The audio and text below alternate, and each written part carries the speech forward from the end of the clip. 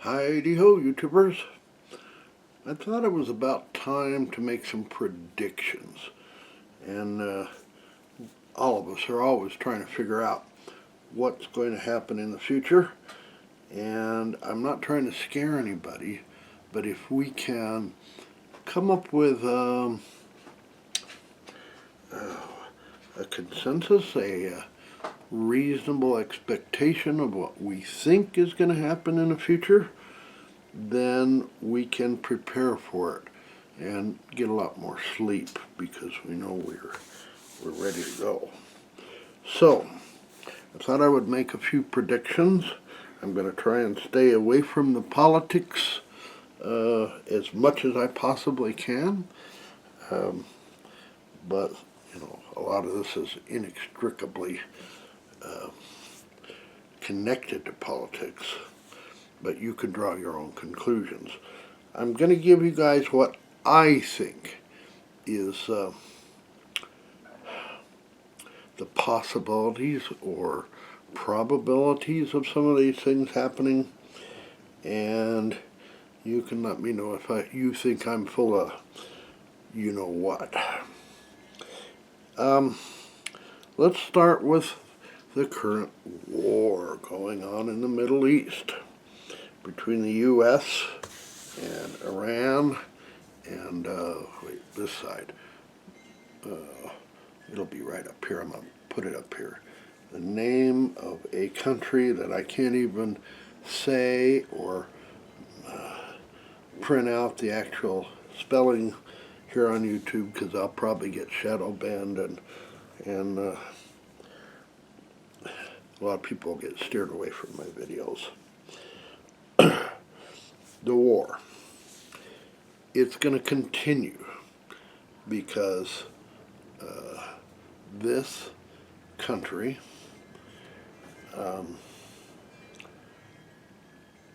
is not going to stop bombing Lebanon.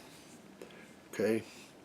And that means Iran won't stop bombing them, and Trump really doesn't have any way out, and so the war is going to continue. And it's costing us money, folks. Okay, next, inflation. If you've been to the grocery store recently, you know what they're telling you about inflation is a bunch of poppycock, baloney.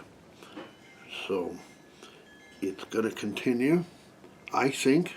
Oh, back to the war. I'm going to give that a 90% chance of happening, the war continuing.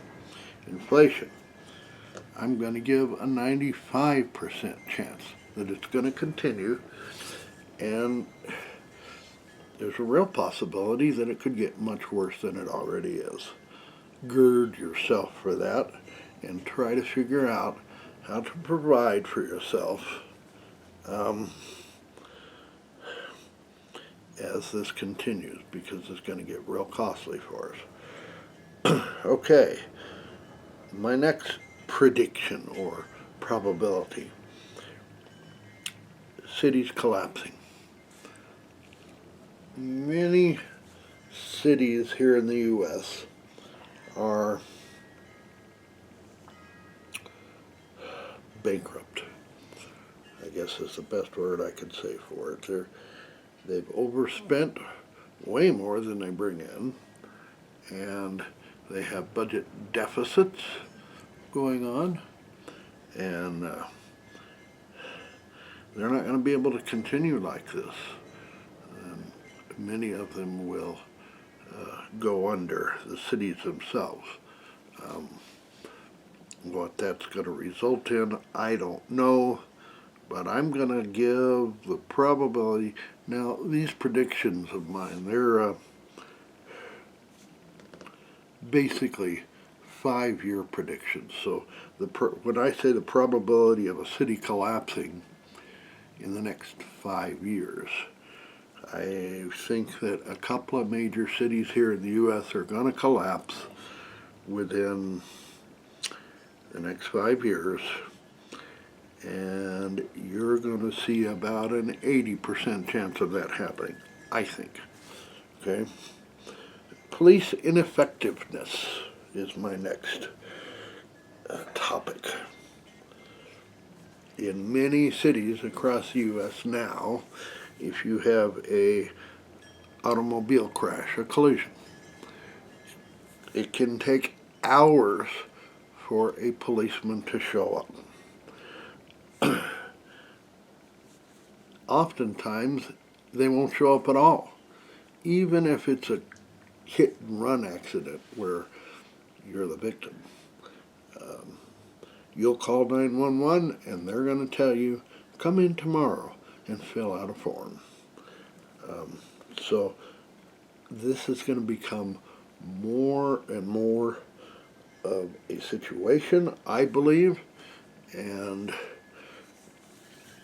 they won't respond to, if you call and say somebody's trying to break into your house and do a home invasion, they won't respond, and it'll get worse and worse and worse until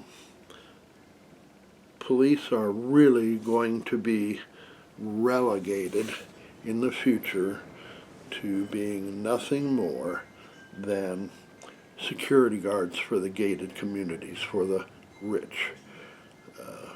Us poor folk, we don't stand a chance of having any police protection in the future. And I'm going to give that, in the next 5 years, 80% chance of happening. Okay? Civil disturbances. This goes back to cities collapsing and police ineffectiveness. The economy is going to get worse, I believe, and people are going to become upset, they're going to be hungry, and they're going to be in the streets, and you're going to see a lot more riots and looting and all kinds of things. So be on the lookout for that and try to figure out how to stay out of the areas where this kind of thing is happening. Civil disturbance, 85% in the next 5 years. You're going to see a lot more of it. Yeah, let's go 90%, I think. Let me know if you think I'm full of crap. Commercial real estate collapse. Okay, with the recent sickness, we'll say, a couple of years ago. I can't even say the name of that on YouTube because I'll get shadow banned. A lot of people wound up working from home. And the companies that they work for are learning that, hey, they don't have to pay for that office space rental. So a lot of commercial office space is now already empty. I mean, very high vacancy rates because they can't get people to rent the office space. And the companies or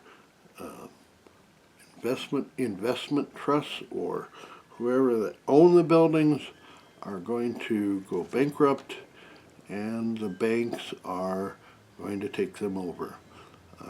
I'm going to give this a 90% chance. Sums up for Daphne the kitty. You go down. Okay. Okay. Along with that, a lot of small shops got run out of business during the sickness, and a lot of commercial storefronts are empty. A lot of them. I'm going to give this a 95% probability. Now he's over there bothering Mrs. Goat Hollow, the kitty is.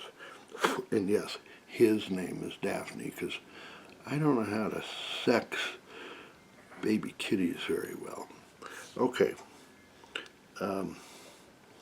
Next, job loss. And we're going to start to get into another big topic, AI. But AI is going to take a lot of jobs, the economy's not going to be doing so well in the next 5 years, and a lot of people are going to lose their jobs. I'll give that a 75% chance of probability in the next 5 years. Electric bills going up. And we'll lump water bills in with this. And again, back to AI, because these places that they're building, these data centers, are eating huge amounts of electricity and water. They're supposedly trying to build a data center in Utah that is going to they're going to have to build 10 new natural gas power plants just to run the place. It's going to use more electricity than the state of Utah, the entire state, currently uses. And who's going to pay for those new power plants? Won't be the rich people. Your bill's going up. Water, same thing. I've heard some of these data centers use as much as 350 million gallons of water a day. Here in the West, where it's dry, we're watching for wildfires, and everything's dry as can be right now. And the Colorado River is about a trickle, and etc. It's going to get worse with these new places drawing water from an already overburdened system. Okay, now let's talk about AI itself. It's in a bubble, okay? And I won't go into it much. You can do your own research here on YouTube. It's a huge bubble. It's bigger than .com. And there's a lot going on where different companies are investing in each other, but nobody's bringing in any new money to build these places or run them. I don't know how they'll ever make back the money. It takes billions of dollars to build one of these places. And eventually it's going to collapse. And unfortunately, I think it's going to drag the entire economy down with it. So be aware of that, plan for it, try to disconnect yourself from the economy. Don't support AI because it's going to go out from under your feet anyway. And I'm going to give that one a 95% chance of happening in the next 5 years. AI collapse. Okay, fast food. In the next 5 years, we're going to see one or maybe more of the large, household fast food names that we're so used to seeing go out of business. And I don't know who it'll be, but, a number of the big fast food companies are having real trouble now. They outpriced themselves out of the market, and customer service stinks, and the quality and the size of the food that they give you has dropped a lot, precipitously, and people aren't going anymore. This year-over-year sales for a lot of these companies is way down. Some of them get it right. Good quality customer service, quality fresh food, and adequate portions, and they're going to take the business over. Fast food collapse, I'm going to say 90% chance. At least one of the major fast food companies is going to go belly up in the next 5 years. Okay, food shortage. This one's pretty easy.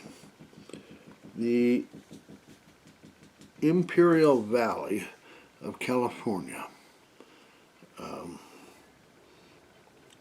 produces about 2/3 of the U.S. fresh vegetables and maybe fruit, I think, in the wintertime. Okay? 2/3 of every vegetable, of all the vegetables sold in the U.S. in the wintertime, come from the Imperial Valley of California. Now, why is that important? Well, the state of Colorado just did in April, not just, did a measurement of snowpack, how much snow was on the ground in the Rocky Mountains. And it was the lowest ever recorded. And more straws are in the Colorado River, which is running, like I said earlier, it's starting to be just a trickle. And the Imperial Valley gets all of its irrigation water from the Colorado River. So they aren't going to be able to grow those vegetables. And I'm not saying that the grocery store shelves are going to be bare. What I'm saying is, you're going to go in the grocery store in January and there are going to be a lot fewer choices of vegetables in that produce section. And they're going to be a lot more expensive. Okay, cost of imports. The war, the price of oil, and tariffs. See, I'm trying not to do any politics, but it's my belief that tariffs are nothing more than a stealth tax on the population. All of these things are going to raise the cost of imports. So if you want to buy something made in China, it's going to cost you more. Gas and diesel. Even if the Strait of Hormuz is open completely today, it will take a couple months for the super tankers to go all the way that they have to go, and I could map it out for you, but it'll take them a couple months to get to where they can offload the oil on American shores. And the oil reserves here in the U.S. are almost empty. There's a huge place called Cushing, Oklahoma. You may not have heard about it. It is where a lot of oil is normally stored, and it's almost down to the point where they can't pump any more oil out of those tanks. Gasoline and diesel is going to go up again. It's going to go way up. And like in California, I am not going to be surprised if gasoline goes over $10 a gallon. So be aware of that. Figure out how to drive less. Figure out how to store more at your home. Make sure you always have some. We could be seeing a return of what happened during the OPEC oil embargo in the early 70s. And yes, you can call me okay boomer and, older than dirt all you want, but I lived through that, and it wasn't pretty. And you're going to start seeing long lines, hours, to get to the gas station. And then when you get there, it'll be expensive, and you'll be limited to how many gallons you can buy at a time. So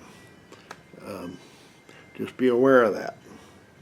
Okay, car manufacturers. Back to the gas and diesel. Let's say I'll give a 90% chance of that happening. Car manufacturers, they have priced themselves out of the market. People can't afford new cars. I think the price of a basic new pickup truck is somewhere around $65,000 now. People aren't going to buy those. They're going to keep their old vehicles as long as they possibly can.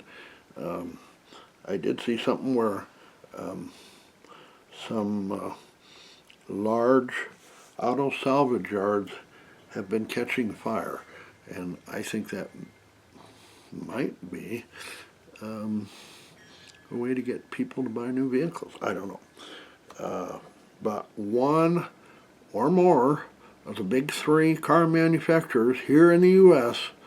will be declaring bankruptcy or asking the federal government for a bailout, in which case you get to pay for their crap through your taxes. All right, last one, the birth rate. Oh, the car manufacturers, 95% birth rate. When I was young, and again, call me OK Boomer, when I was a teenager, a heterosexual cisgendered family would have 2.4 kids on average. That's down to 1.6 now, which isn't enough babies to replace mom and dad. 1.6. And this trend is going to continue. In the next 5 years, I think it will probably be 1.5, 1.4. If you want to do some research on it, look up MGTOW, MGTOW. That'll wake you up a little bit. But I don't think it's going to cause us any troubles over the next 5 years. But a couple generations down the road, we're going to have some real trouble with not enough young people working to provide for old people who are retired, like me, and for the 0 to 18 kids. There's just not going to be enough production in the U.S. to do that because of the birth rate. And again, I think AI is going to collapse, so robots aren't going to take over all those jobs. Okay, so those are some predictions of mine. Let me know what you think, and give me a like and thumbs up and all that crap, and we'll get through this.